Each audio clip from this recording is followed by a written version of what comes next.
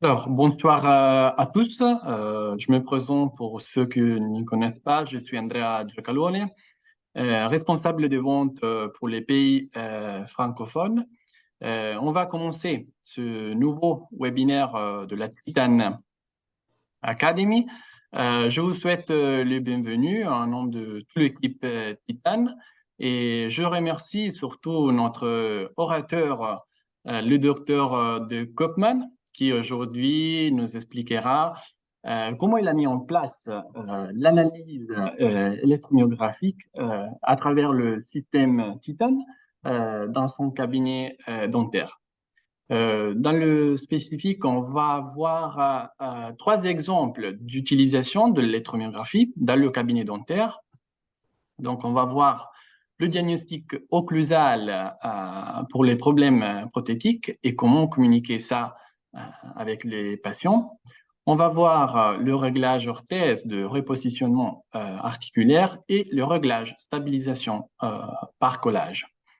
Avant de laisser la parole au docteur de Koopman qui va se présenter, je vous rappelle que vous avez la section chat où vous pouvez poser vos questions et à la fin du webinaire, le docteur y répondra. Je suis très heureuse qu'il y ait autant de participants de la communauté francophone, hein, ça grandisse de plus en plus. Et donc là, maintenant, je laisse au docteur de Kopman la parole et je lui souhaite bonne chance. Merci Andrea, merci. Voilà, je me présente, je suis le docteur Rodolphe de Kopman. Je suis chirurgien dentiste près de Lille depuis 2010. J'ai fait des formations d'occlusodontie et de posturologie que je pratique maintenant au cabinet depuis 2013, donc ça fait 10 ans. Donc, j'ai fait une formation d'orthoposturodontie avec le docteur Closade. Ensuite, des formations d'occlusodontie fonctionnelle avec Hightech Denta à Dijon, et le docteur Précup et Lebert. Et voilà, donc merci Andrea de m'avoir demandé de préparer ce webinaire. Donc c'est une première pour moi. J'espère que ça va vous plaire et répondre à vos attentes. Donc j'ai choisi de faire un webinaire sur l'examen électromyographique et comment on l'a mis en place à ce jour au cabinet, à travers 3 exemples. Donc, d'abord, le diagnostic occlusal pour les problèmes prothétiques et pouvoir communiquer avec le patient. C'est une des principales qualités de Titan, c'est de pouvoir bien communiquer avec son patient de manière claire et précise.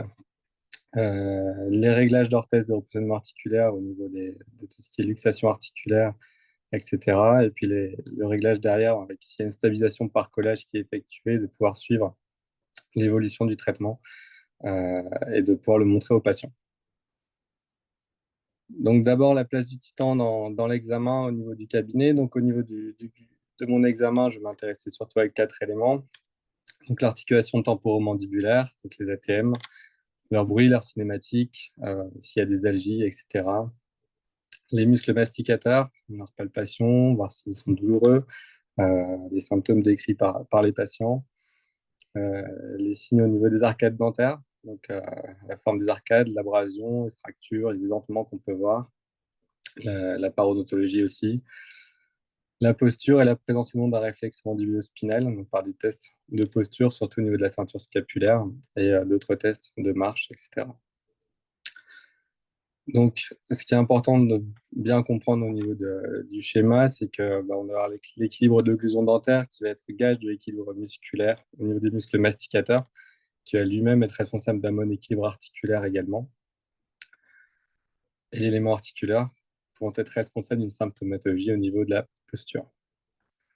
Donc l'équilibre occlusal qui nous donne un bon équilibre musculaire, un équilibre articulaire et un équilibre postural, vraiment sur les 4 plans. Donc le titane, c'est un examen électromyographique qui va nous permettre à nous praticiens et à notre patient, dans un premier temps, de visualiser de la même manière. C'est un exemple que je donne souvent à mes patients, parce qu'ils ont souvent cette image d'aller chez le podologue. C'est plus fréquent pour nos patients qu'on va voir au niveau de la posturologie. Ils voient très bien la plateforme de stabilométrie, comment ça se positionne avec leur centre de gravité, leurs appuis podaux. Et je leur explique que le titane va donner un peu ces informations-là, avec des centres de gravité, puisqu'on va en avoir deux, un antérieur, un postérieur, et les rapports de symétrie occlusale. Dans un second temps, on aura la prise en charge musculaire de l'occlusion statique, sa répartition entre les quatre muscles principaux, les deux temporaux et les deux masséters. Donc au niveau du titane, on va avoir l'indice de symétrie globale de l'occlusion, les deux centres de gravité occlusaux, l'antérieur qui va être régi par les temporaux, le postérieur régi par les masséters. Ces centres doivent être équilibrés dans le sens transversal, ce qui va être donné par les indices d'époque, et dans le sens antéro-postérieur, c'est le barycentre. On voit aussi un indice sur la torsion au niveau de la mâchoire, donc sa stabilité, l'impact, la force et la tension musculaire exercée par le patient, et un indice d'asymétrie. Donc ça, on va l'avoir en visualisation sur un schéma d'arcade dentaire mandibulaire, avec le POC antérieur en bleu au niveau pour les temporaux, le POC masséter en rose pour les masséters en postérieur. Donc ça, au niveau du patient, déjà, ça lui permet de visualiser un petit peu ses centres de gravité, ce qui est très intéressant, l'indice de symétrie qui va être avec un chiffre et aussi une couleur, donc soit du rouge, soit du jaune, soit du vert. Et ça aussi, c'est assez marquant pour le patient. Donc après, on a des valeurs chiffrées, ce qui peut être ce qui est intéressant pour le suivi et l'évolution, et aussi pour parler avec les différents praticiens qui vont entrer au niveau de notre suivi patient, donc ostéopathes, kinésithérapeutes, podologues, etc. Ils aiment bien aussi pouvoir avoir des données chiffrées sur ce que eux peuvent ressentir aussi au niveau de leurs mains et de leur manipulation. Et un dernier schéma pour le patient qui est très intéressant, c'est une sorte de diagramme avec la, les temporaux à droite à gauche et les masséters, et la répartition au niveau de la charge occlusale statique. Donc on va positionner les capteurs au niveau des temporaux et au niveau des masséters. Donc premier exemple que j'ai pris, c'est un patient qui est venu au cabinet pour la première fois. Et je lui ai fait un examen titane tout de suite parce que c'est un patient qui était très intéressant pour justement la communication et qui est venu avec des problèmes prothétiques.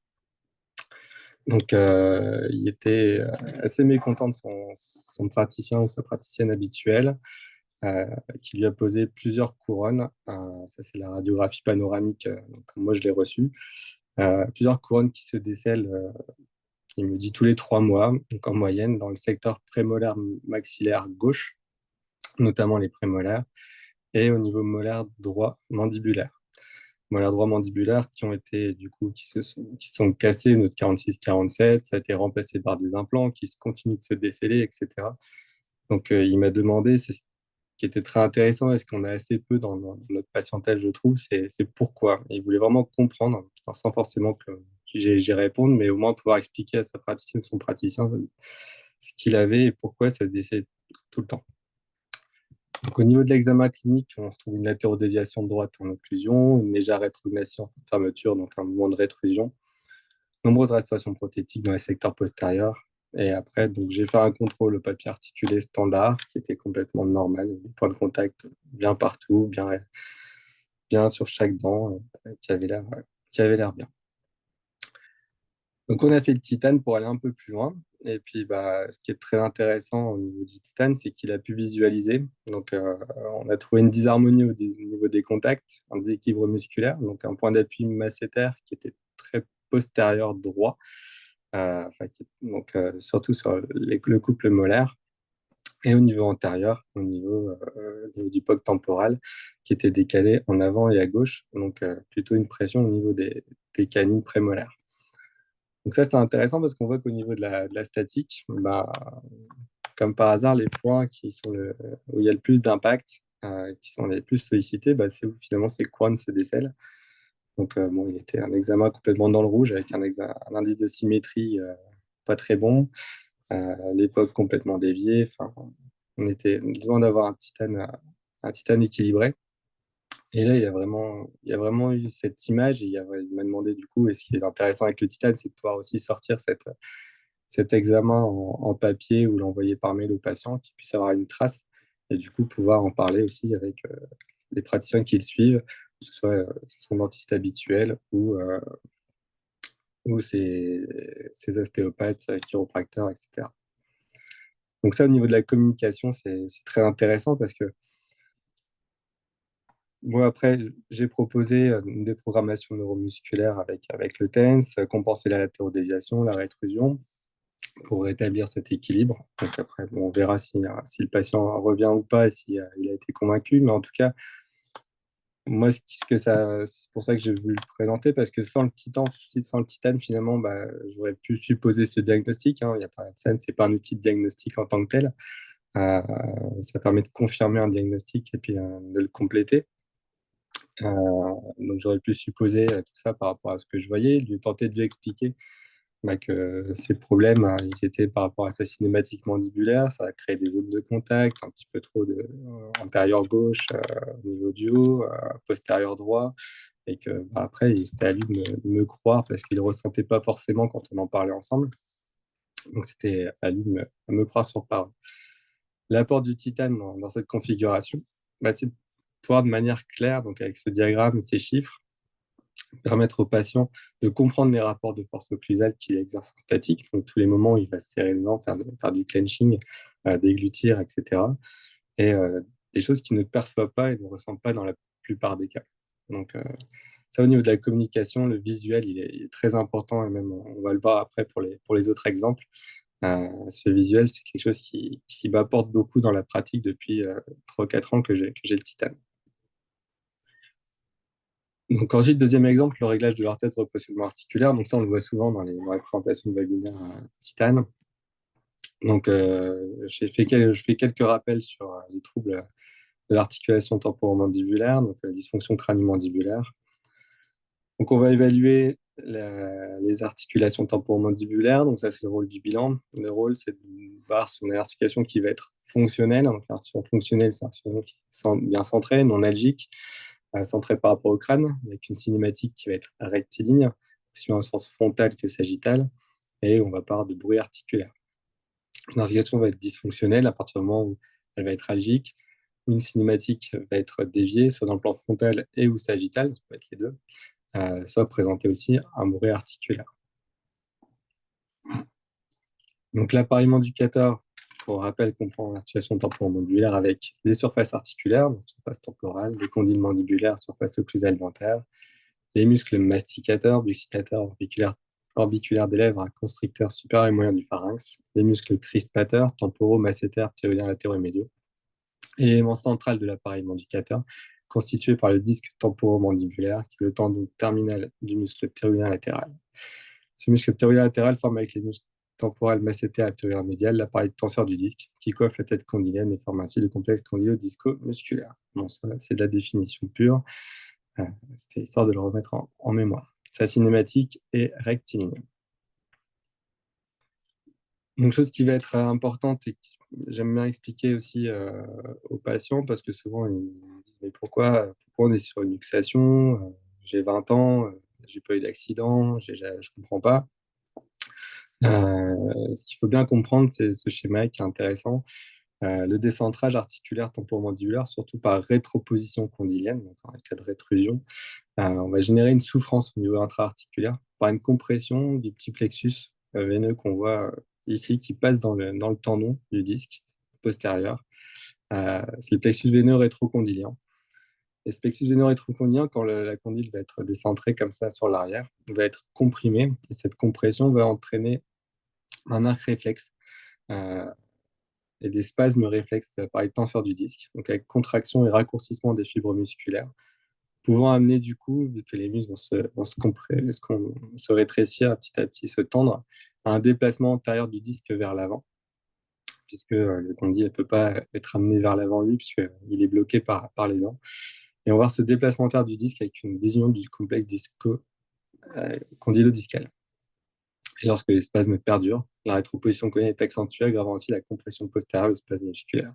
Donc c'est un cercle vicieux parce que plus le patient va serrer, au plus il va être en position postérieure, au plus il va comprimer ce plexus et au plus il va spasmer aussi pour essayer de faire avancer le condyle, et bloqué par l'occlusion.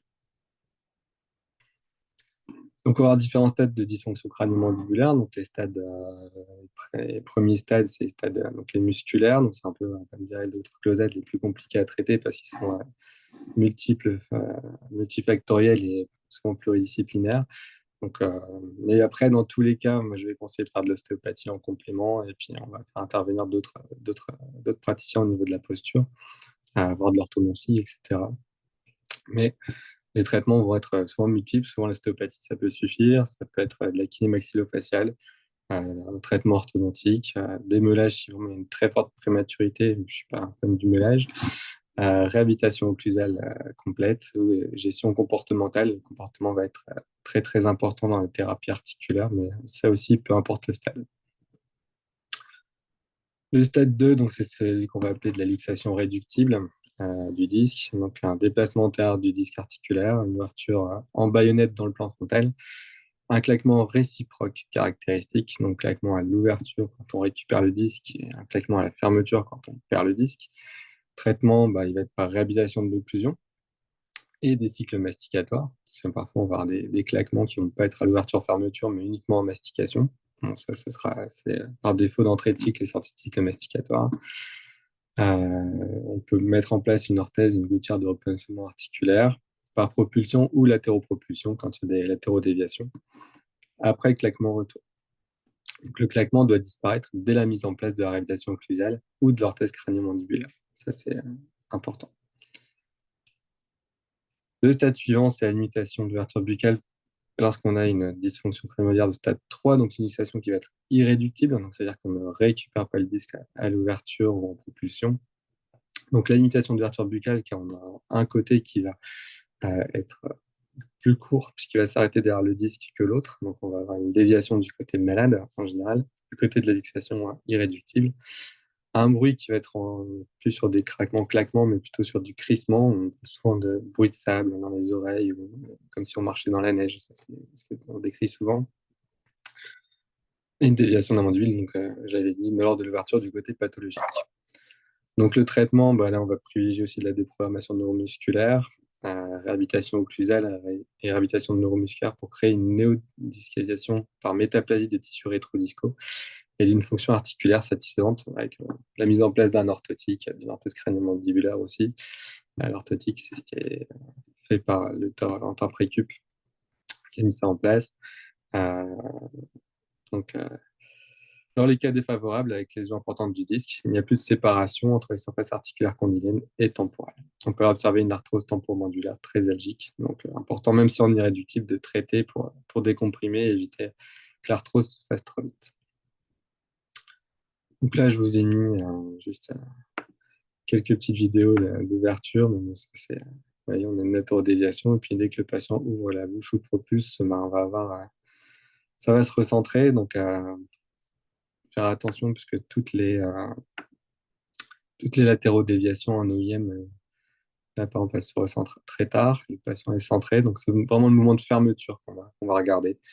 On est centré, puis hop, on va venir se mettre sur le côté gauche, et on se recentre. On recule et on se dévie. Et ça va être pareil, on se centre, et hop, on dévie assez tôt.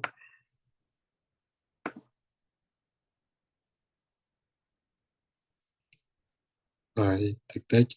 Là, on voit bien, on se ferme bien centré, puis pouf, pour aller chercher l'occlusion. On va à gauche. Toutes les latérodéviations en OIM donc, ne sont pas des latérodéviations pures. Il faut que le patient se recentre à l'ouverture. S'il ne se recentre pas, c'est qu'on est sur une latérognathie, donc une mâchoire qui est plus petite d'un côté que de l'autre. Comme là, on est dévié à droite et en ouverture, mais on est plutôt assez rectiligne, toujours dévié à droite. Mais là, on a une rétrusion. Donc, pas dans le plan frontal, pas de problème, mais par contre, dans le plan sagittal, on voit qu'on a une belle rétrusion. Là, juste en propulsion, on se recentre aussi un petit peu. Donc, voilà, donc ça peut être multiple. Donc après, on va s'intéresser du coup aux signes dentaires qu'on va souvent avoir comme problème au niveau des dysfonctions crânio-mandibulaires. Donc, ils sont associés soit à des fractures dentaires primaires, les dents qui vont bien, qui ne sont pas forcément dévitalisées, pas forcément avec des soins énormes, mais qui vont tout d'un coup se fracturer. De l'usure, soit par abrasion ou par abfraction. Ces zones d'abfraction, on va souvent les retrouver quand on a des POC au niveau de l'examen électromyographique très déviés. On va souvent retrouver sur les dents concernées de l'abfraction, des récessions gingivales. Donc ça, c'est assez typique en mandibulaire antérieur, souvent dans les cas de rétrusion, parce que le patient va venir se positionner correctement et puis avoir un mouvement de recul. Donc c'est toujours les petites incisives qui vont venir taper en premier, petite prématurité. Des parodontites localisées qu'on va pouvoir retrouver aussi, mais aussi des lésions endo qui ne cicatrisent pas malgré des bonnes bios, un passage chez un endodontiste, etc. Donc, on de vérifier l'occlusion aussi à ce niveau-là. Donc, on va avoir une symptomatologie qui va être assez large dans la dysfonction crânio-mandibulaire. Donc, ça, c'est par influence du nerf trijumeau et du nerf vague, parce qu'il y a communication entre un nerf trijumeau et le nerf vague, même si on ne connaît pas encore toutes les interférences entre les deux. Donc, le 5, c'est le nerf le plus nociceptif du corps, donc avec une innervation qui est au niveau oculaire, maxillaire, mandibulaire, et du cerveau, des méninges, vascularisation intracrânienne, cervicalgie, la cervicale. Donc, une symptomologie qui va être très large. Et le 10, donc, on va pouvoir parfois trouver des symptômes. C'est assez rare, mais toujours demander un peu aux patients s'ils ont pas un peu de tachycardie qui n'est pas expliqué, syndrome du côlon irritable qui n'est pas expliqué non plus, des cystites, enfin tout ça, ces choses-là, c'est des choses que parfois on peut retrouver et qui parfois après un traitement vont disparaître. Mais bon, c'est assez rare et puis on a encore beaucoup à trouver sur les communications neuro. Donc, ce qu'on sait, c'est qu'il y a une relation au niveau du locus coeruleus, donc le centre noradrénergique du corps. Donc, on va avoir une libération intempestive de noradrénaline qui favorisera l'éveil et l'insomnie, donc des patients qui dorment pas beaucoup, qui se réveillent souvent, et qui ont des algies aussi. Donc, à voir aussi avec l'apnée du sommeil, hein, parfois on a les mêmes symptômes, mais une activité surtout au niveau des niveaux nocturnes. Et en plus, on va avoir les capteurs principaux au niveau de la posture, donc l'œil, l'oreille interne et les pieds qui sont au repos la nuit. Donc, la mâchoire a libre cours pour s'exprimer aussi, sans être forcément contrôlée par les autres. Au niveau postural, donc, on va expliquer, donc c'est le docteur Legal et Laurie qui ont bien expliqué ça, et au niveau de la formation, le pseudo-fonctionnel à Hightech Denta aussi, c'est l'importance de l'ostéoïde. C'est pas, ce qu'il faut bien comprendre au niveau postural, c'est que l'ostéoïde, c'est un peu notre niveau à bulle, comme si on bricolait, et qu'une asymétrie de la cinématique des ATM ou de l'occlusion va provoquer un déplacement de l'ostéoïde, puisque l'ostéoïde est appendu par une supra au niveau de la mâchoire, du crâne et des cervicales, et au niveau infra, globalement, au niveau de la ceinture scapulaire, et qui va suivre complètement la mâchoire. Donc, quand la mâchoire va faire une rétrusion ou un déplacement latéral, cette ostéoïde nous fait la même chose. Donc, on va être responsable d'asymétrie musculaire et des équilibres cervicaux, posturaux et des tensions, puisque quand il va reculer, les muscles supra-infra, postérieurs vont se tendre, alors que les muscles antérieurs vont plutôt s'allonger, que s'il va se déplacer d'un côté, par exemple du côté droit, les muscles du côté droit vont se tendre aussi et s'allonger du côté gauche. Donc, on va vraiment avoir ce mouvement de l'ostéoïde qui va être très important. C'est très bien expliqué dans le livre de Dr. Legal et Lauré. Donc, on va aussi avoir des vertiges, hein. On a parfois l'impression de tituber chez nos patients par une compression de l'artère vertébrale, donc lors de certains mouvements, et par déviation de l'atlas. Donc ça, c'est un différentiel avec le syndrome de Bar-Lew. Les acouphènes, par le ligament de Pinto qui va être comprimé dans certains cas. Des paresthésies dans les membres supérieurs, c'est des choses qu'on retrouve très souvent chez les patients.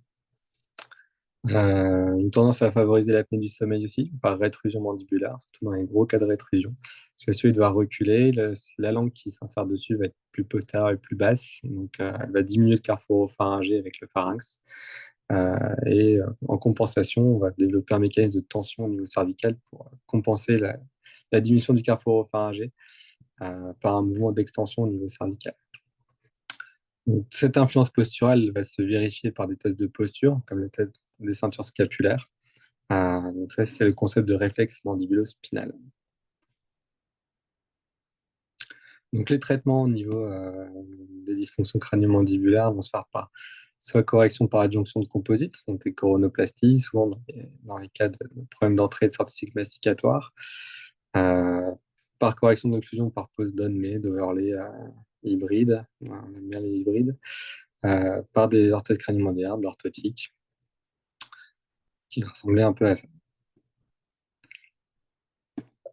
Donc, les traitements par orthèse crânio-mandibulaire ou orthoposturale ou orthotique. Donc, l'avantage d'une orthèse, c'est que c'est une étape qui est réversible. Elle va permettre de rétablir l'union disco-condylienne dans les déplacements légers ou intermédiaires et favorise la formation d'un néodisque dans les désunions condylo-discales établies, donc irréductibles. Donc, l'orthèse occlusale est temporaire, elle est modulable. Elle permet de stabiliser la mandibule lors de la fermeture. Elle permet un reconditionnement musculaire, donc de corriger l'examen d'électromyographie qu'on aura vu par Titan au niveau du bilan, à relâcher les muscles mandicateurs, rétablir la fonction masticatoire quand l'orthèse est fonctionnelle, donc c'est-à-dire qu'elle n'est pas plate, mais elle est designée comme des wax-up. Un recentrage articulaire, donc avec diminution des pressions intra-articulaires, réaménagement des relations condylo-discales, repositionnement discal ou formation d'un disque. Et si elle est bien construite, donc la gouttière doit obtenir la résolution des douleurs et la diminution des claquements en quelques jours ou quelques semaines, les claquements étant tout de suite, normalement. Donc là, l'examen Titan va rapidement sa place lors de la livraison de l'orthèse. Dans la plupart des cas, on va avoir ce qu'on voit dans le premier en rouge, c'est l'examen du bilan. On pose l'orthèse et puis on va voir tout de suite, on va vérifier nos réglages. Donc d'abord, on fait le papier articulé, classique. Et puis après, on vérifie ça avec le titane. Alors là, ça va être une étape qui va être importante pour deux choses, parce que même si on voit qu'on est bien équilibré avec les papiers, moi, j'aime bien avoir ça en résultat au niveau de la livraison de l'orthèse pour la motivation patient. Parce que leur expliquer, voilà, quand on leur dit l'orthèse, c'est apporté tout le temps, en journée aussi. Et oui, en journée aussi. Ils ont du mal à se dire, je vais avoir ça dans la bouche, ça va m'embêter, etc. Donc, d'avoir ce petit élément-là et de leur donner, de leur montrer, moi je leur dis, voilà, vous avez pas votre orthèse, vous êtes comme ça. Quand vous l'avez, vous êtes comme ça. Alors, vous pouvez la mettre que la nuit, vous serez comme ça la nuit, et la journée, vous serez comme ça. Donc là, ils se disent, ah oui, là, vous voyez, vous étiez comme ça en arrivant, on pose l'orthèse, vous êtes ici. Vous l'enlevez, vous êtes là. Donc il n'y a pas une stabilité derrière qui se met en place, donc c'est important de l'avoir vraiment tout le temps. Et là, j'ai remarqué un port d'orthèse beaucoup plus assidu depuis que les patients visualisent un petit peu l'intérêt. Parce que quand ils ont des douleurs, etc., qui sont là depuis longtemps, parfois ça met un peu de temps à passer, il y a un travail ostéopathique derrière, etc., qui doit être mis en place. Et ils ont du mal à se motiver quand le traitement est un peu long. Et ça leur permet vraiment d'avoir une visu, de se dire, bah oui, je vois tout de suite, ça fait effet. Mais c'est de manière réflexe, l'orthèse est en bouche depuis 5-10 minutes à faire les réglages. On a tout de suite les muscles qui vont se réadapter. Voilà, un deuxième. Donc ça, pour la motivation de patient, je trouve ça très important. Ensuite, on va stabiliser. Donc, une fois que les symptômes ont disparu, qu'on les a checkés, qu'ils sont disparus avec l'orthèse, on va essayer que le patient ait plus besoin d'orthèse. C'est un peu le principe. Et surtout, de ne pas le remettre en luxation. Donc, de stabiliser dans cette position d'équilibre articulaire. Et donc là, on va passer par des overlays, que ce soit en composite, en céramique. Je fais beaucoup de céramique maintenant, beaucoup moins des hybrides, beaucoup moins de composite pur. Mais voilà, l'idée c'est ça, c'est dans le premier temps, le patient se présente au bilan, il est luxé avec la tordilation gauche et rétrusion, on le positionne avec l'orthèse, et après, on stabilise. Ensuite, cette position articulaire, elle va être réinventée, même si on ne fait pas d'occluso, même si on ne fait pas de soins de posture, etc. C'est très important d'essayer de mettre nos patients dans une bonne position articulaire parce que ça va nous faciliter la vie au niveau prothétique. Et moi, je me fie absolument qu'à la position articulaire, quasiment pour faire mes traitements. Pour donner trois exemples que j'ai positionnés, des patients qui se présentent comme ça. Je me dis, ouais, il y a des dentements postérieurs. Bon, là, c'est un cas de luxation aussi. On fait de la posture aussi, mais dans un cas de traitement prothétique, on se retrouve avec pas beaucoup de dimension verticale en postérieur. Et puis, la patiente a déjà été posée ses implants, c'est bien.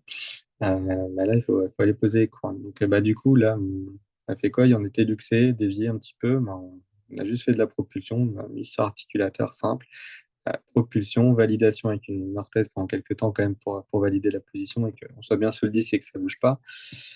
Et puis après, bah, restauration. Et puis là, bah, on retrouve des lignes d'occlusion qui sont un peu plus cohérentes que si on avait fait d'emblée avec la position d'avant. Et puis là, on est bien au niveau des rapports et on a moins surtout d'impact à ce niveau-là. Parce qu'au plus la DV va être rabaissée, au plus l'impact va être important aussi. C'est pareil, deuxième cas, exactement pareil. Pas de luxation particulière, parce qu'on a été bien soucié les disques. Là, on a quand même fait de la propulsion pour la repositionner. Et puis, bah, hop, comme par hasard, on retrouve de la hauteur. Alors qu'il y aurait des toutes petites prémolaires à cet endroit-là. Parce que, naturellement, elle avait fait une rétrusion par perte de ses appuis postérieurs. Et du coup, bah, juste on la repositionne, il est toujours sous ses disques, tout va bien. Ça fait quelques années maintenant, on contrôle, il n'y a rien qui bouge, il n'y a rien qui casse, il n'y a rien qui se décèle, tout va bien. La réhabilitation globale, c'est pareil, augmentation de délai. Voilà, mais toujours se fier un peu à la position articulaire. Donc là, j'en viens sur mon deuxième exemple. Euh, donc Madame B donc, qui m'a envoyé par un confrère orthodontiste pour des douleurs articulaires droites invalidantes. Donc, grosse tension au niveau des trapèzes, douleur massétérique, douleur des ATM, sensation d'oreille bouchée régulière, des maux de tête, douleur cervico-brachiale bilatérale, douleur lombaire, une fatigue chronique, douleur périorbitaire. Et je l'ai prise parce qu'il y a vraiment tous les symptômes. On voit un petit peu au niveau postural, vertige épisodique, début des symptômes en 2021. Donc là, ce qu'on fait l'examen, donc bon, au niveau de l'inclusion, on voit les photos, c'est pas encore trop mal. Douleur en rétrocondylienne, douleur au niveau des palpations musculaires sur tous les muscles, en cervical aussi. Au niveau de la cinématique, on retrouve un claquement réciproque ZM en début d'ouverture et en fin de fermeture, avec un ressaut à gauche et à droite d'un plan frontal, donc une luxation réductive des deux ATM, et une rétruse dans le plan sagittal en fin de fermeture. Donc là, on a la totale, une déviation sagittale double, plus une rétrusion, donc le déplacement dans le sens sagittal, et une latérodéviation à gauche de 2 mm en OIM, qui se recentre à l'ouverture. C'est toujours important de vérifier, qui témoigne d'une interférence et non une hétérognathie. Et en neuvième, le master à gauche donc, se contracte en premier. Ça va. Au niveau de l'analyse dentaire, on a un peu d'abrasion dans le secteur postérieur. On a une 37 qui a tenté d'être dévitalisée par un confrère, mais qui a mal fini après. Donc là, moi, elle est encore en cours. Récision gingivale sur 31 et 41. Voilà, on a vraiment un peu de tout, tous les symptômes dentaires, articulaires, musculaires, enfin, articulaire, postural et au niveau musculaire, donc l'électromyographie. Donc, on a 75% de symétrie, on n'est pas trop mal, pas mal de facteurs dans le rouge. L'impact normal, donc on a le barycentre qui est en position antérieure. Donc ça, c'est quelque chose que moi, je retrouve souvent quand il y a soit une perte de délai, soit une rétrusion. Parce que bah, j'imagine toujours un peu comme ça pour les patients. Donc, vous avez votre maxillaire et votre centre de gravité. Si jamais votre mâchoire, au lieu de s'insérer comme ça, elle s'insère et puis elle recule, bah, votre centre de gravité va être plus antérieur. Et ça, on le retrouve systématiquement sur les cas de luxation et sur les cas de rétrusion. Enfin, moi, je le retrouve systématiquement. Donc, on aura une activité au niveau des temporaux qui va être prédominante, avec une option statique qui va être prise en charge à 68% par les temporaux, notamment le droit à 40%. Donc ça va expliquer aussi les maux de tête, puisque le temporal, s'il prend quasiment toute l'occlusion, il s'insère pas sur un seul os, il s'insère sur plusieurs os crâniens, donc on va avoir une tension au niveau du temporal, un écrasement des sutures crâniennes, et puis déclencher aussi des maux de tête. Donc on a aussi un déséquilibre musculaire. Donc là, on a des signes sur les quatre parties. Donc au niveau du diagnostic, donc on a une position d'OIM et une position d'équilibre articulaire et non musculaire qui est différente. Donc souvent, on a une position occlusale qui est différente de la position d'équilibre articulaire. Une interférence antérieure dans une rétrusion et une latéralisation en OIM qui met une position de luxation réductible en OIM. Et on est plurisymptomatique. Donc la rétrusion va nous provoquer les douleurs rétrocondyliennes par compression du plexus veineux rétrocondylien. Donc ça, je reviens sur les petites présentations de tout à l'heure. Déclencher l'arc réflexe de contraction des muscles crispateurs, donc le clenching, et les tensions musculaires à moment de céphalée. La sensation d'oreille bouchée par compression du vernis Pinto, les rétrusions et latérodéviation, une diminution de l'espace oropharyngé par rétrusion ocioïde et de la posture linguale, une compensation cervicale, et donc du coup douleur cervico-brachale et arachis. Donc on va mettre en place là, on avait choisi de mettre en place une orthèse crânio-mandibulaire après une déprogrammation par TENS. Donc là, le jour de la pose de l'orthèse, tout de suite, toujours la motivation patient, hein, on vérifie qu'on est bien équilibré, puis on lui explique, oui, il faut garder ça en bouche, même tout le temps. Mais voilà, quand vous ne l'avez pas, vous êtes là, quand vous l'avez, vous êtes là. Donc là, cette patiente l'a porté vraiment très, très, très bien. Enfin, on a été assez vite, hein. Ces symptômes ont disparu. Je crois qu'au premier contrôle, hein, ils étaient totalement partis. Elle est ravie. On avait un bon équilibre au niveau musculaire. Donc, très contente. Et on a enchaîné. Donc, elle fait partie aussi de mon exemple, de mon troisième exemple. On va partir. Donc, on a perdu la 37 entre-temps, hein. Parce qu'il y a des perforations, etc. au niveau endo. Donc, un implant a été posé. Et on est parti sur une stabilisation, donc du coup provisoire par collage. Là, je suis en cours sur la définitive. Mais déjà par collage, donc on prend l'empreinte avec gouttière en bouche.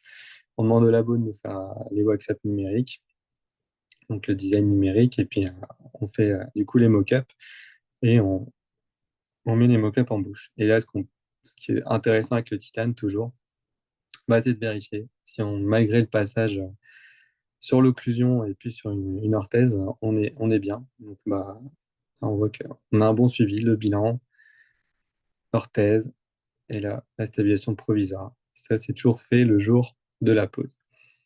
Après, parfois, on va avoir un petit peu de mal, on a discuté avec quelques confrères qui ont le titane. Parfois, au réglage de l'orthèse, il faut aussi se fier à notre point de vue clinique et à notre point de vue au niveau des points de papier, parce que souvent, les muscles, quand ils sont depuis longtemps dans des contractions, etc., vont bouger un peu, mais ils vont toujours avoir du mal à se mettre en place tout de suite de manière réflexe. Donc parfois, laisser une, 2 semaines, les réglages et recontrôler au titane, et on voit le titane là, qui passe dans le verre euh, au bout de quelques jours ou de quelques semaines de pause d'orthèse, si elle est bien portée évidemment. Et parce que les muscles ont besoin d'un peu de temps et d'un peu de travail d'accompagnement au niveau kiné ou ostéo pour se régler.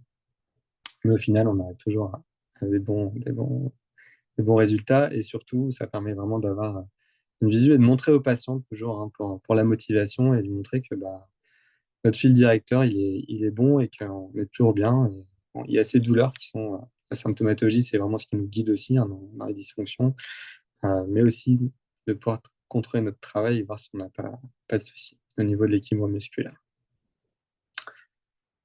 Donc, mon second exemple, donc ça, c'est une autre patiente qui, j'ai voulu vous mettre un petit peu en plus parce que au niveau du titane, c'est à moi qui l'a apporté aussi un côté rassurant sur celui-là.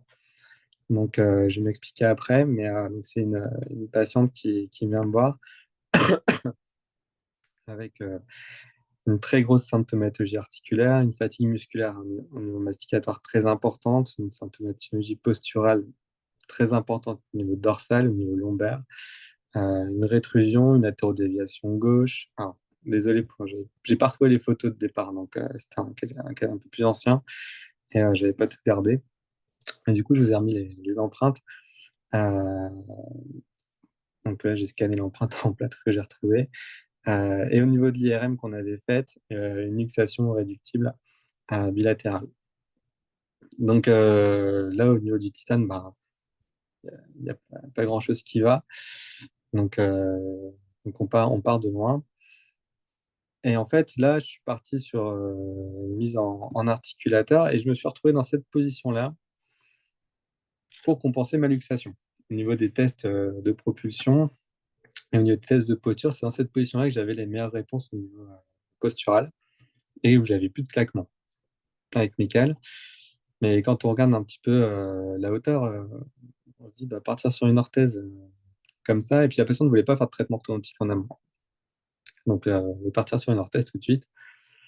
Donc, on est parti sur l'orthèse, mais là, quand je dis que le titane m'a rassuré, c'est que je me suis dit, bah, dans cette position-là, mais je vais pas être bien, quoi.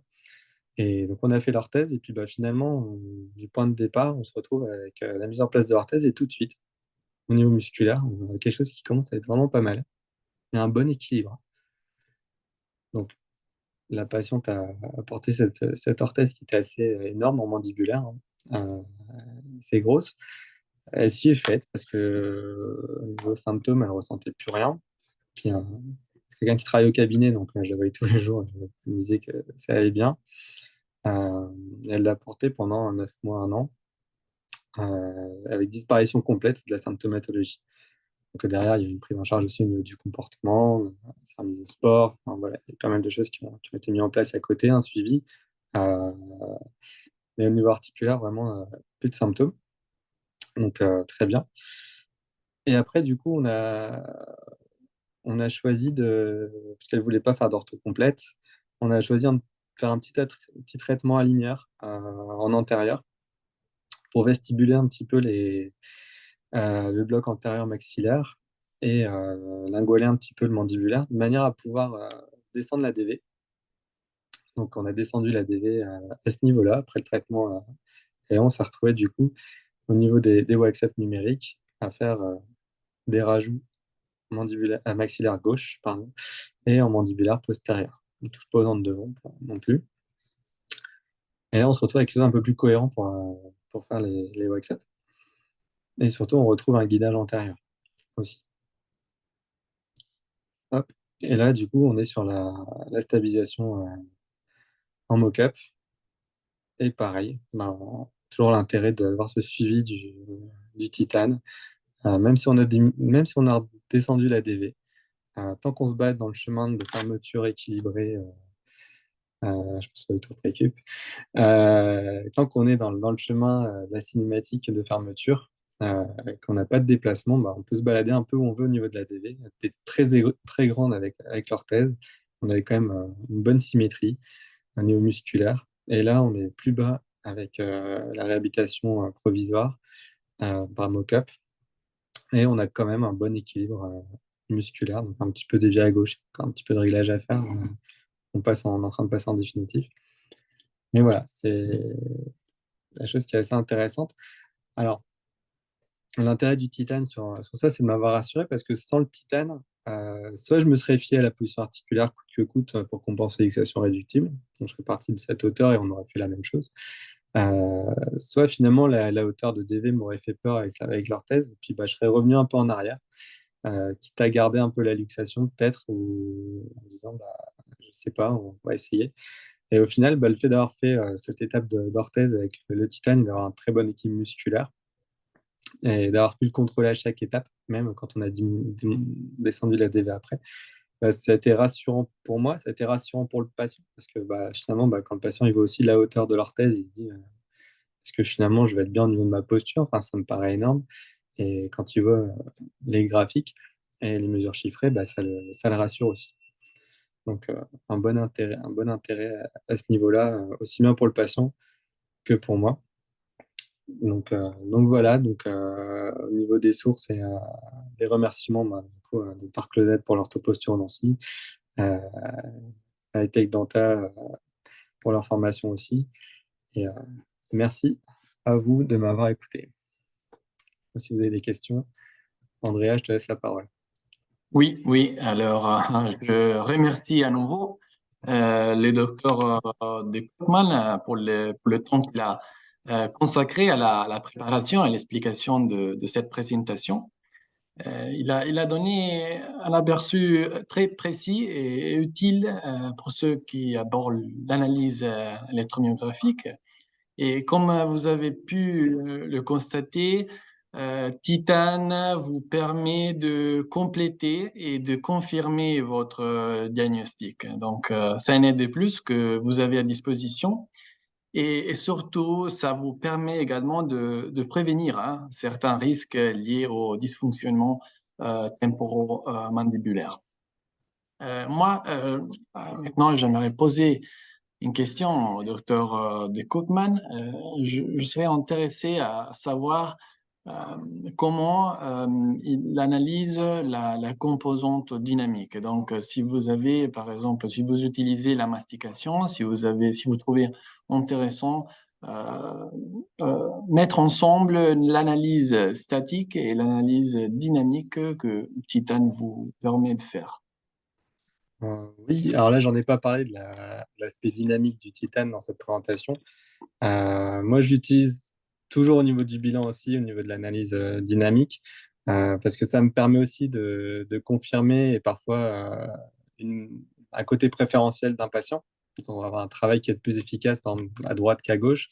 Et quand je vais avoir posé la question au patient, soit il m'aura dit oui, je mastique plus d'un côté que de l'autre et il sait le définir, soit souvent ils savent pas. Ils savent que oui, mais ils savent pas forcément lequel.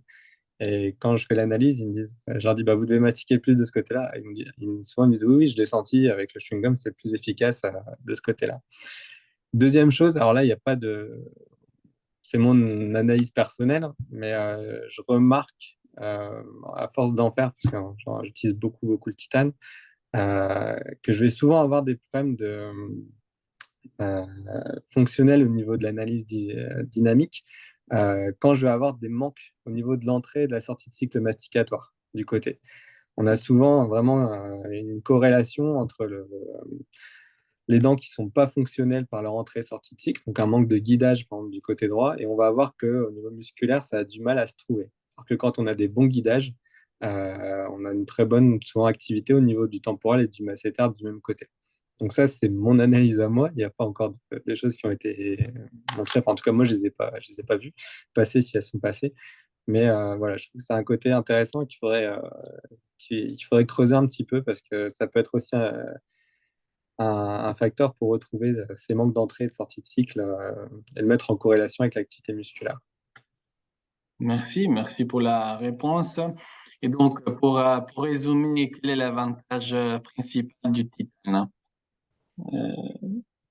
L'avantage principal, ça va être, je veux dire, bah, la communication quand même. Parce que la communication, moi, c'est un outil que j'aime bien pour communiquer avec le patient parce que ça va le motiver. Enfin, j'essaie d'insister un petit peu là-dessus parce que quand il voit du résultat, et même parfois quand on fait des traitements provisoires et qu'on n'a pas forcément fait des gouttières, des orthèses ou autre chose et qu'on fait un gros traitement prothétique et qu'on passe sur quelque chose de provisoire, parfois le patient il se dit ah, je sais pas si on est bien, je sais pas si.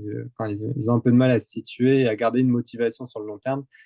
Et de refaire une électro, bah, ça, quand ils voient qu'ils sont dans le vert et que par rapport à avant, ça va beaucoup mieux, ça les rassure et ça leur redonne un petit coup de boost. Au niveau de la communication aussi, c'est mes correspondants qui aiment bien ça. Donc, les ostéos, les podologues, etc. Ils aiment bien. Un podo aime bien m'envoyer ses stabilométries. Ils aiment bien voir aussi. Et l'ostéo, pour en discuter beaucoup avec les ostéopathes, ils aiment bien parce que vraiment, quand ils font leur manipulation et leur ressenti, ils ont cette perception que moi, j'ai pas au niveau musculaire et ça leur permet d'avoir quelque chose de chiffré. Et souvent, ils sentent des différences, ils sentent que ça va mieux, etc. Mais ils le Tout palpent, à fait. mais c'est pas numérique, ils n'ont pas de chiffres. Et d'avoir une évolution chiffrée, c'est bien, et pour le patient, je trouve ça bien aussi.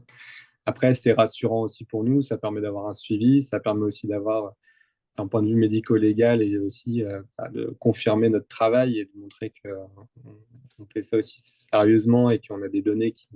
Voilà, on peut faire une stabilisation si on est dans le rouge ou s'il n'y a rien qui va. Donc, ça, c'est une bonne chose.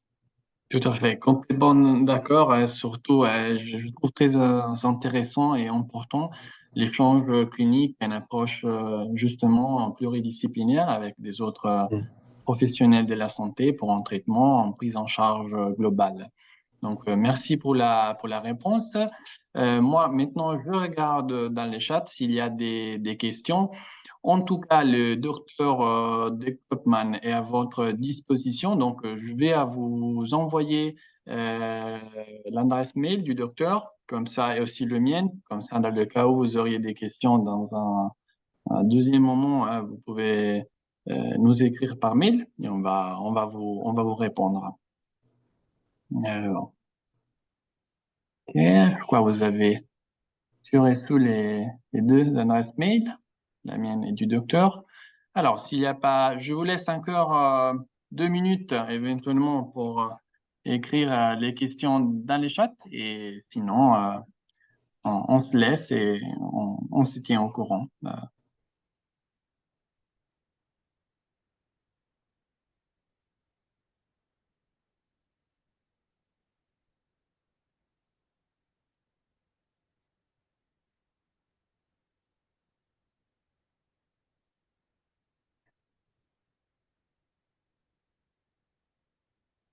Allez-y, un peu de courage.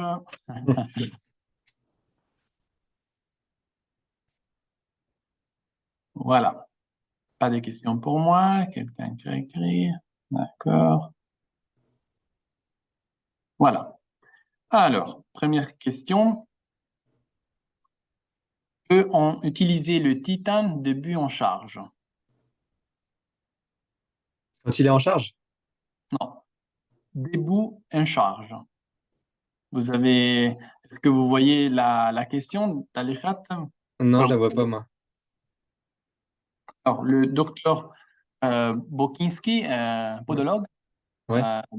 donc il nous pose la question en extension de but. Donc, si on peut utiliser le titane en extension de but. Donc, il vous demande si vous utilisez le titane de but ou seulement assise, comme le protocole nous explique. Alors moi, j'utilise que assis, Que assise. parce que le protocole Titan, il est assis. Et puis, ça me permet de shunter le capteur podal. Mhm. Comme ça, j'ai pas d'interaction du capteur podal dessus. Donc, moi, je préfère l'utiliser assis. Après, je sais pas si... faudrait faire des tests, voir un petit peu si Oui, debout, ce que ça donne. Alors, ça pourrait aussi confirmer avec des semelles, sans semelles. Ce sera intéressant aussi de voir la différence et l'apport du capteur ascendant. Ça peut être pas mal aussi. Mais tout j'ai à jamais fait. essayé. Ouais, je suis d'accord sur ça. Donc, effectivement, il y a un protocole à suivre, mais après chacun, donc effectivement, j'ai entendu aussi des docteurs qui ont fait des tests à yeux ouverts, fermés, et aussi début. Alors, Monsieur Bokiski nous demande, le capteur podal a peut-être une interaction au niveau des chaînes. Oui, Oui, ah oui, c'est sûr, c'est sûr. Mais moi, les tests, globalement, je les fais toujours assis ou allongé. Et après, je fais des tests debout aussi. Mais principalement, au niveau de la ceinture scapulaire, etc., je les fais allongé ou assis. merci pour la réponse. Je vois pas d'autres questions. Ben, merci encore, docteur De Koopman. Donc, Non, vous merci à vous. avez notre adresse mail. Donc, je remercie tous les participants et je souhaite à tout le monde une bonne soirée. Bonne soirée. Merci. Au revoir. Au revoir.